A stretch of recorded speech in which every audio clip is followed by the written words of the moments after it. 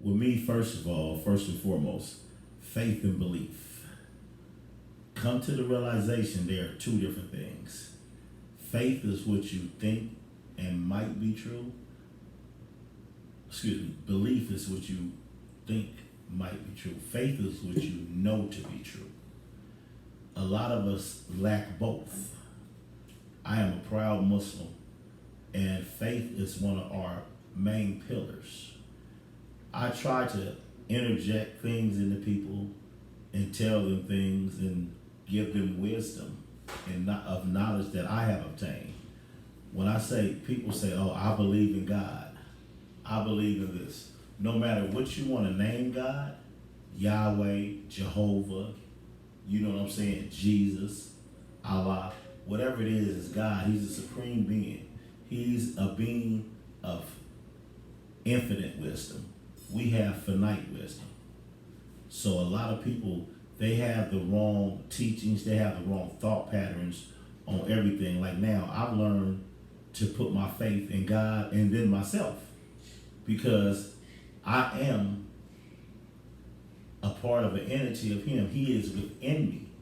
So I know I have God-like qualities. You know what I'm saying? Not to say that I'm God Himself.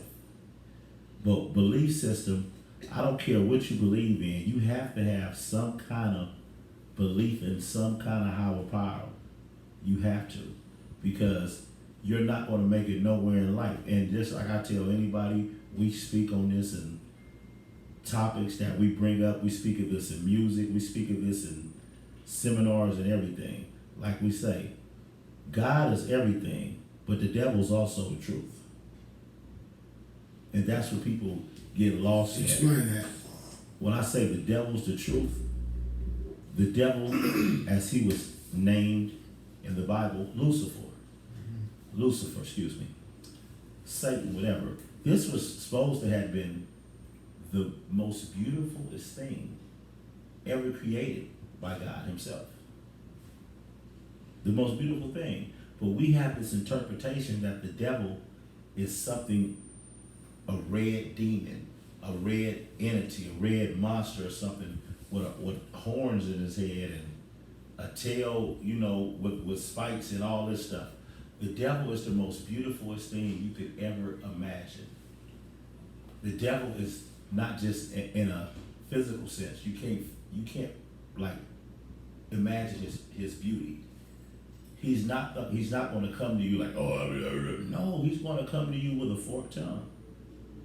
He's going to speak common sense to you. He's going to speak things that make sense. Yeah. It's not we looking at, if you want to see the devil, when you get up in the morning and go to brush your teeth, just look in the mirror.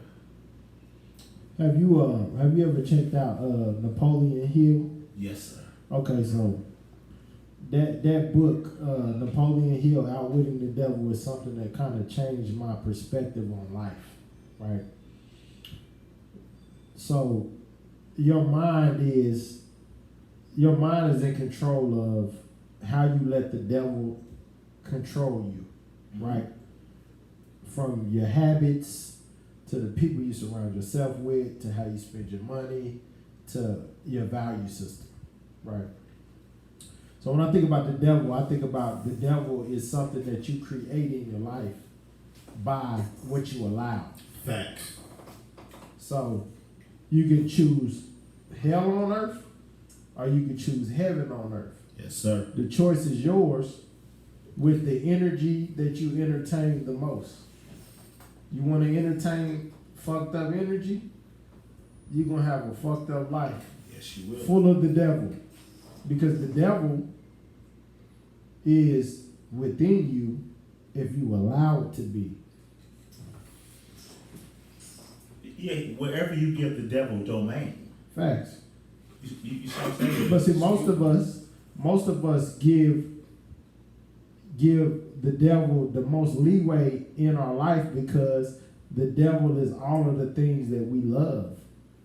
You know, like that we lust for and we yearning for and we, fantasize about.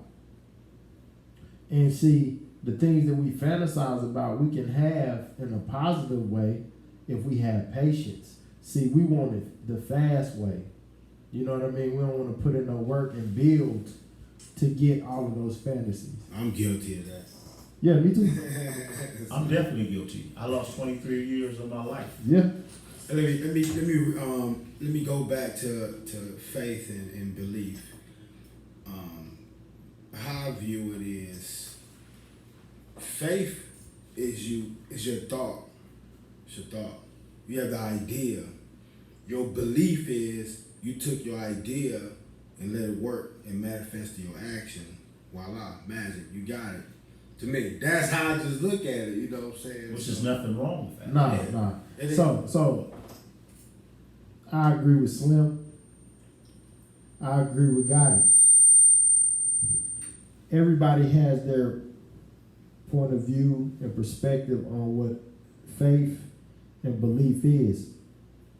See, to me, faith and belief is embodying what it is that you want and you want to manifest, but embodying it in a physical way. Because a lot of us, we say we believe and we say we have faith, but we don't wake up and we don't live like that. Mm-hmm. So embodying the faith and embodying the belief is just as important as saying what it is. See, a lot of us have a definition, right? But until you wake up and understand that you have to become whatever it is that you have faith in, and until you do that, then you just got faith and belief, but you don't have the consistency and the expertise to elevate your mind enough to know that it'll never happen without your actions. Hey, let me interject on that because I'm looking at this 5 pictures right here. Y'all know the Nipsey and the Tupac collage. Yes. And while he's saying embodiment, I want to say I grew up under Pac. You know, one of the most influential artists in my lifetime. But I do believe that Nipsey Hussle, rest in peace, embodied that. The message Tupac was talking about, empowerment of his people.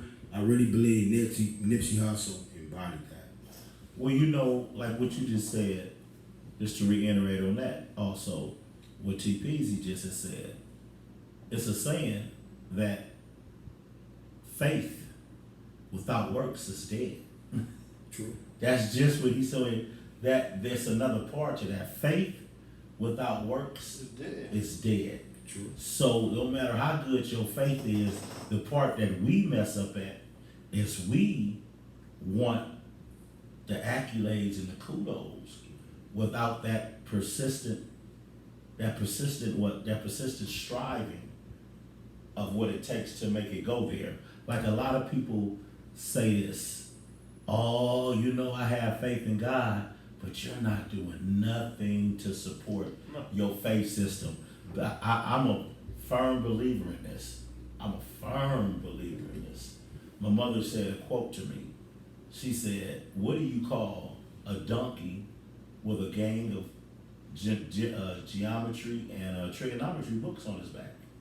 And I was like, what? She said, it's an ass with information. He's not applying it. Facts. We don't play, like even in religion, God says, I will test gold through fire, but I will test man through trials and tribulations. We have all these wants. We praying, but we're not doing nothing to make these prayers come into existence. We're not doing nothing, absolutely nothing for this. We have our own mankind, and the mankind says we have our own timing. With God and belief, in my belief, is no such thing, no such thing as coincidence. First of all, with God. God has a timing. He's going to do everything. If you're worthy, you've worked for that. You put in that work to get that prayer answered. You think just because God doesn't answer a question or a prayer in your timing, he's let you down. But understand, you're going to go through all kind of things to see if you're even worthy for this kind of blessing of this granting of this request that you have. Steve Harvey had a little a little, like a little, I can't exactly say what it is, like a little skit where he was saying that this man went to heaven. And when he went to heaven, he was with an angel, and he's walking with this angel. And they're passing all these doors with people's names on them. He keeps saying, what's that name on that door for? What's that stand for? The angel said, keep walking. He keep walking. He said, hey, what's that name for? Keep walking. He walked to a door and he seen his name on it. And he said, can I go in there? He said, you don't want to go in there. You're going to be very disappointed at yourself. And he's like, why would you going to be disappointed at yourself? He said, well, go in. When he went in, it was a warehouse with packages. And it was millions and millions upon billions of packages with his name on them. And he asked him, what is this? What are these packages for? He said, these are all the blessings that God had for you, but you never stayed in one place and had the faith to receive them. Right. He said, he said you something, you were on, I doubt this avenue. And it takes me back to the story, excuse me, to the story. You know, when we was children, we used to read the book, Why Did the Turtle Beat the Rabbit? I was one of them hard-headed kids. I was like, man, that's bullshit. Rabbit don't beat the turtle. But it took me 40 years to actually understand the importance of that book. 40 years. So, You see, okay, so I done seen cats come and go.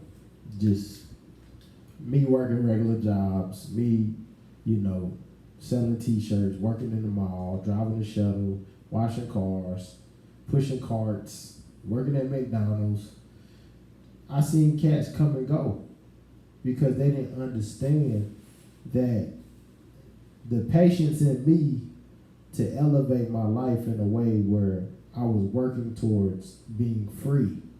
I wasn't working towards chasing money. I was working towards chasing purpose. So I chased my purpose and I was building myself up, preparing myself for anything that came my way that was going to discourage me, right? So you strengthen your mind first. You lay your brick a day.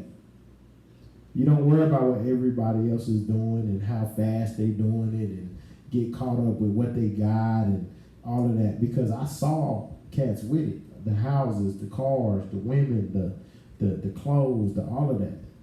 And I still kept building slowly but surely. And that's how I look at success. I want something that's going to be a lifetime that nobody can take from me. And when I think about like building anything that has longevity, it's not going to happen overnight. And, I seen cats have the world and it be taken from them. And then when they get back, they got to start over again, right? So, like we even talked about in the last episode, I didn't have to go through it to see someone else go through it to know I'm not going to do what they did and I'm going to do it slow.